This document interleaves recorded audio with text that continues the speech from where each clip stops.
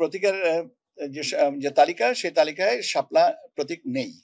এখন ব্যাপার হচ্ছে যে এটার ওনাদেরকেই বিকল্প একটা প্রস্তাব আমাদের কাছে পাঠাতে হবে, সেটার জন্য অপেক্ষা করতে হবে বা সেটার জন্য আমরা জানাবো, এবং ওনারা এটাকে জানেন যে এটা নাই। তো এখন নিষ্পত্তিতে হবে দুজনের সম্মতিতে।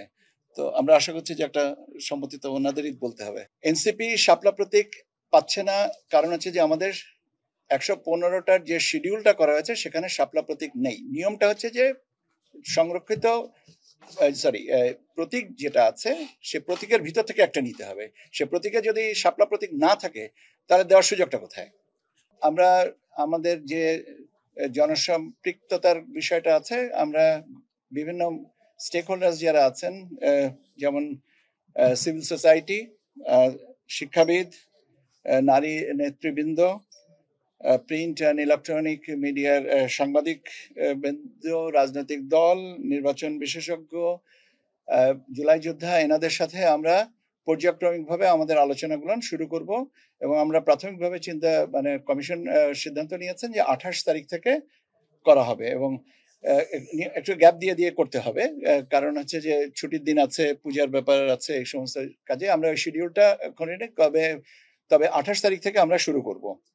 আর বাড়তি ইনফরমেশন আপনাদেরকে আমি যেটুকু দিতে পারি সেটুকু হচ্ছে যে আমরা আচরণ বিধিমালার যে নথিটা আইন মন্ত্রণালয়ে পাঠিয়েছিলাম ভেটিং এর জন্য, সেটা আমরা গতকালকে পেয়েছি। সেই সাথে সাথে আমাদের প্রতীকের যে ফাইলটাও পাঠিয়েছিলাম সেটাও আমরা ফেরত পেয়েছি।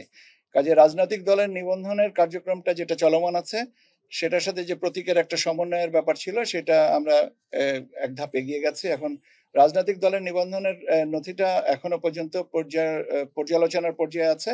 যখনই এটা চূড়ান্ত হবে আমি আপনাদেরকে জানিয়ে দেব। আর কন্ডাক্ট রুল এবং অন্যান্য যে জিনিসগুলো আমাদের আছে সেগুলো পর্যায়ক্রমিকভাবে, কারণ কন্ডাক্ট রুলের সাথে আরপিওর সংশোধনের একটা সম্পর্ক আছে।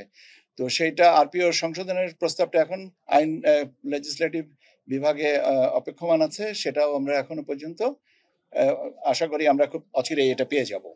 তো কাজে আমাদের নির্বাচনী যে প্রস্তুতি এবং প্রস্তুতির অংশ হিসেবে আমাদের যে কার্যক্রম সম্পর্কে আপনাদেরকে প্রতিনিয়ত চেষ্টা করছি আপনাদের আপডেট রাখতে, এবং আপনাদের বিভিন্ন কৌতূহল মেটাবার চেষ্টা করছি।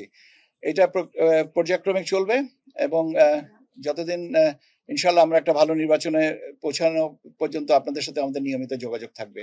এর সাথে আরো একটা জিনিস যেটা যে প্রবাসী ভোটার, সেটারও কার্যক্রম এগিয়ে যাচ্ছে। ওটা সম্পর্কে আমি আপনাদেরকে আরেকটু গেলে আপনাদেরকে বলবো, কারণ প্রত্যেক দিন তো আসলে নতুন করে খবর তৈরি করা যায় না, একটু সময় দিয়ে দিতে হবে।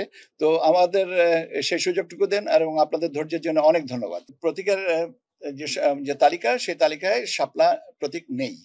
এখন ব্যাপার হচ্ছে যে এটার ওনাদেরকেই বিকল্প একটা প্রস্তাব আমাদের কাছে পাঠাতে হবে, সেটার জন্য অপেক্ষা করতে হবে বা সেটার জন্য আমরা জানাবো, এবং ওনারা এটাকে জানেন যে এটা নাই। তো এখন নিষ্পত্তিতে হবে দুজনের সম্মতিতে। তো আমরা আশা করছি যে একটা সম্মতি তো ওনাদেরই বলতে হবে। এনসিপি শাপলা প্রতীক পাচ্ছে না, কারণ হচ্ছে যে আমাদের 115টার যে শিডিউলটা করা হয়েছে সেখানে শাপলা প্রতীক নেই। নিয়মটা হচ্ছে যে সংরক্ষিত প্রতীক যেটা আছে সে প্রতীকের ভিতর থেকে একটা নিতে হবে। সে প্রতীকে যদি শাপলা প্রতীক না থাকে তাহলে দেওয়ার সুযোগটা কোথায়? আমরা মূলত শুরু করতে যাচ্ছি সুশীল সমাজের প্রতিনিধি এবং শিক্ষক সমাজের প্রতিনিধি। এখন এটা 28 তারিখে আমরা এটাকে করব ধারাবাহিকভাবে, তারপরে শিডিউলটা করব, কারণ অনেকগুলো জিনিস আছে। আমি একটু আগেই বলেছি যে পূজার ছুটি আছে এবং একটা আমাদের সাপ্তাহিক ছুটি আছে, সেগুলোকে বিবেচনা নিয়ে স্ট্যাগার্ড ওয়েতে আমরা এটা করব। আর আমি তো বলেছি যে রাজনৈতিক দলের সাথেও করব, নির্বাচন বিশেষজ্ঞ যারা আছেন তাদের সাথে করব, আপনাদের সাথেও করব।